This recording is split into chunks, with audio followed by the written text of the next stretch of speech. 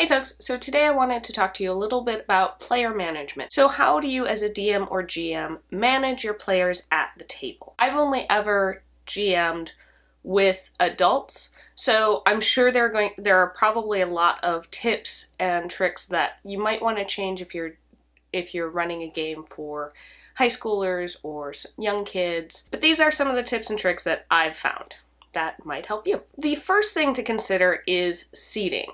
And this is both the physical, like chair that your players are sitting in, but also where around the table your players are sitting. We play around a dining room table, so we just have our dining room chairs. They're pretty good chairs to sit in for a couple hours at a time. And I think that's kind of the important thing, is to keep in mind you're probably going to be there for a couple of hours, so you want the chairs to be comfortable enough that you don't have people who are getting uncomfortable. So the other side of seating is, where do your players sit? And sometimes that can be making sure that a new player is seated next to somebody who's willing and happy to help that player out, to help them if they have a question. Having somebody else that can kind of help out that new player will mean that you can, as the GM, can focus a little bit more broadly on the group. But also this can be seating somebody who is quieter or less outgoing next to you. That means that you as the GM are going to be it's going to be easier for you to hear that person.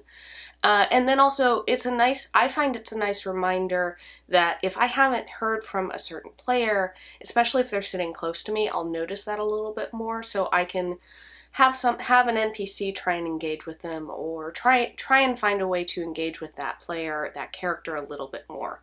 Also, that means setting players that like to have side conversations or a little bit louder further away. That way you don't have to have as much of players talking over each other, trying to hear what's going on.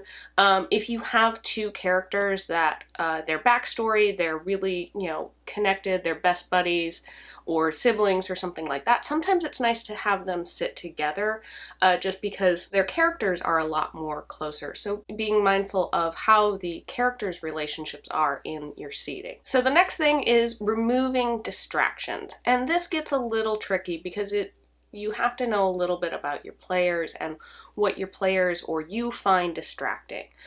So I know a lot of people will have a no cell phones at the table rule. A lot of my players will look rules up real quickly on our cell phones. I don't particularly mind cell phones as long as people are paying attention. Finding what you as the GM or what you've noticed your players find distracting and trying to remove those distractions. Maybe that's making sure that there isn't any music. Maybe that is playing music because that helps your characters focus on the world of the game.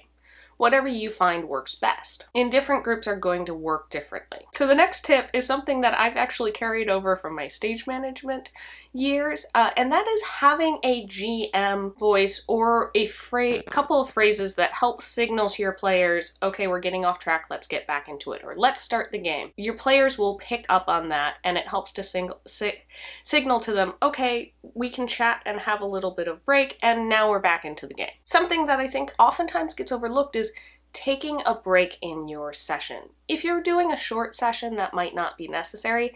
If you're having like a long full day session, make sure to schedule to have a bunch of breaks in there. I tend to like thinking like every 2 hours or so, take a break. Whether that's taking 10 minutes to let everybody have a chance to go use the restroom, restock on snacks, just kind of check your email or social media, stuff like that. Or if you're doing like a really long session, you might say, okay, here's the hour that we're going to break off and have lunch. I think having those breaks kind of helps people refresh, helps people have a couple minutes to step away from the game and then jump back in and not tire out as easily. One thing I think is really important, and this goes a little bit back to, I touched on this a little bit earlier on, but making sure that everyone has a chance to shine. This might be a little less player management, but making sure that your players feel like their characters helped contribute really is going to make it a better experience for them. And that's not making sure that every single moment in the game, every character is contributing equally. That's not going to happen. But looking at your characters, looking at the characters in your campaign and figuring out what are things that play to that character's strength, and trying to have little moments in each session. It also might be pulling aside somebody who is a little bit more outgoing or a little too wants to be in the spotlight a little bit too much, pulling them aside and saying, hey, I'm really glad you're enjoying this. I really want to make sure that other people have a chance to shine as well. Can you help me out?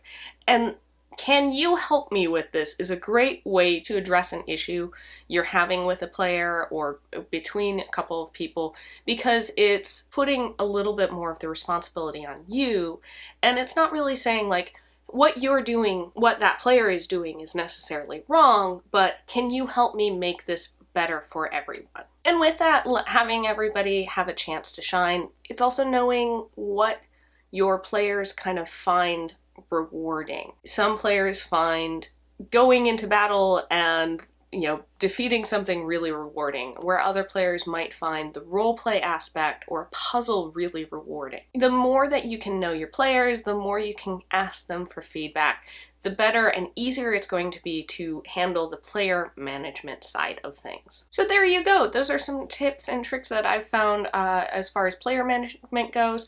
Do you have anything that you find really helpful dealing with managing the folks at your table and making it a good experience for everyone? Let's chat about it down below. Want to give a special thanks to all of our patrons at patreon.com/rollforinitiative, especially Eleni, Sean, Arvi, and William. If you're interested in becoming our patron, you can check out the link at the end of the video and see about joining our campaign and getting some cool perks.